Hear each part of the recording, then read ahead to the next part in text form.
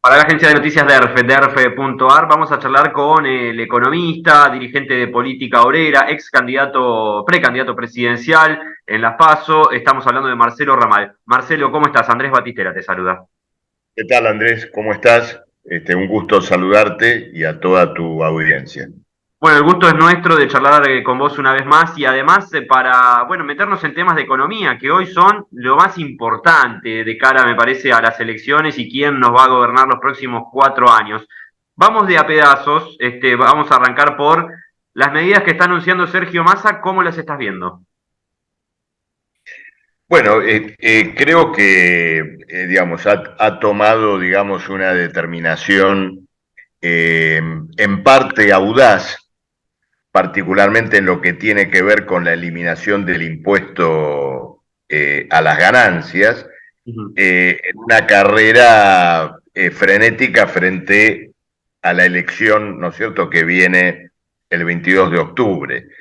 La eliminación del impuesto a las ganancias es una reivindicación obrera por la cual, bueno, ha habido huelgas, movilizaciones, se ha bregado hace mucho tiempo por esta cuestión y bueno, creo que en una carrera frenética por entrar al balotaje, Massa ha realizado esta concesión social para todo un sector de los trabajadores. Ujú. El Otras de temor, las medidas, decime, como perdón. sí, otras de las medidas que se anuncian Ujú. van a tener un impacto, sí, pero creo que más limitado, como es el caso de la devolución del IVA, los créditos y otras cuestiones. Y cuando hablo de impacto limitado, es que el gobierno lo que entrega con una mano lo retira con la otra ante la aceleración de la inflación. Ujú. Yo lo escuché hace unos días al viceministro Rubinstein y él de alguna manera delataba esta estrategia en el sentido que lo que el gobierno incrementa Sí. su recaudación con la inflación, particularmente con la recaudación del IVA, va a compensar una parte importante de la pérdida de ingresos fiscales que tienen lugar con estas medidas. Exceptúo de este análisis al impuesto a las ganancias porque eso tiene un carácter permanente. Ujú. Al ser eliminado por ley, implica evidentemente un ingreso que el Estado deja de percibir y para los trabajadores, ¿no es cierto?, un determinado alivio en medio de esta situación inflacionaria para aquel que va a ser beneficiado por él. Ahora, siempre hay que tener en cuenta esto, que en el otro plato de la balanza eh, está, digamos, la aceleración de la inflación, movida aparte por elementos que no tienen que ver con estas concesiones, como denuncian los economistas de la oposición, de Juntos por el Cambio y demás. El Ujú. principal factor de emisión de moneda sigue siendo la política de rescatar a la deuda pública que lleva al Banco Central a poner en circulación los famosos puts, ¿no es Ajá. cierto?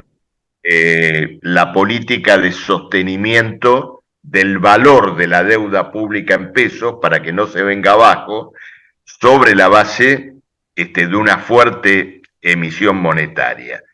Ujú. Entonces, digamos, volviendo al problema anterior, ¿no? Esto que tiene que ver con, por un lado, liberar parcialmente gastos en IVA, en ganancias y demás, y por el otro lado, acelerar la inflación, el gobierno juega con fuego porque camina sobre el borde de una hiperinflación. Ajá. ¿Es un riesgo concreto, Marcelo, la hiperinflación en las variables que vos estás viendo? Indudablemente que está caminando sobre la cornisa de una hiperinflación. Bueno, y algunos indudablemente también deben ver a esa hiperinflación como el paso previo para un cambio en el régimen monetario. Ajá, como pasó en el 89. Este, Tal vez no la dolarización, pero algún mecanismo que coloque al dólar y al peso en una nueva paridad, digamos, alguna variante de este tipo. De todos modos, eh, todas estas cuestiones están eludiendo un problema del cual no se habla y que es el peso de la deuda y de los vencimientos de la deuda a partir del 2024. ¿Qué quiere decir esto? Se habla de dolarización, régimen bimonetario, de inclusive de contraer nueva deuda para sostener una dolarización, Ujú. pero acá la cuestión de fondo es cómo se va a responder a esos compromisos de deuda. Y acá está lo que nadie nombra, lo que nadie dice, que es la perspectiva de una reestructuración de deuda, Mm. ¿no es cierto? Es decir, meter el problema de la moneda, de la situación del Banco Central y todo el paquete en una suerte de nuevo default Ajá. eh, y de nueva reestructuración de deuda, un barajar y dar de nuevo que, bueno, permita, digamos, un replanteo de todas las relaciones económicas a partir del 2024, claro, mencionando acá cuál es el precio a pagar por esa reestructuración de deuda. Solo va a ser admitida sobre la base de un paquete de ajuste muy severo y de las famosas reformas estructurales de fondo, que es el nombre que se le pone a la reforma laboral, a la reforma previsional y todas estas cuestiones. Entonces, eh, lo que tenemos hacia adelante no es simplemente más ajuste o más inflación. La crisis argentina se está aproximando a un desenlace y lo que se está piloteando entre los candidatos principales es simplemente el modo, la modalidad en que esa reestructuración se le traslade al que trabaja, ¿no es cierto? Claro. Te escucho, Marcelo, y no puedo evitar pensar en aquel verano de 2002, después que todo voló por los aires, llegó Dualde, tomó los dólares de la gente, dijo, bueno, un dólar vale 3 pesos, y se terminó la historia, y a partir de ahí construimos. O sea, lo que vos me estás diciendo es algo parecido, que vuele todo por los aires para después ver cómo hacemos. Siempre Mira, embromando al trabajador, obvio. no podrías haber encontrado mejor ejemplo de esto. Acá se está discutiendo quién va a ser el Dualde del año 2024, para tomar exactamente, ¿no es cierto?, el ejemplo que vos estabas dando. Uno dolarizando, otro bimonetarizando, y otro buscando una suerte de muerte lenta del propio modelo que piloteó y que pergeñó, ¿no es cierto?, que es el caso de Massa.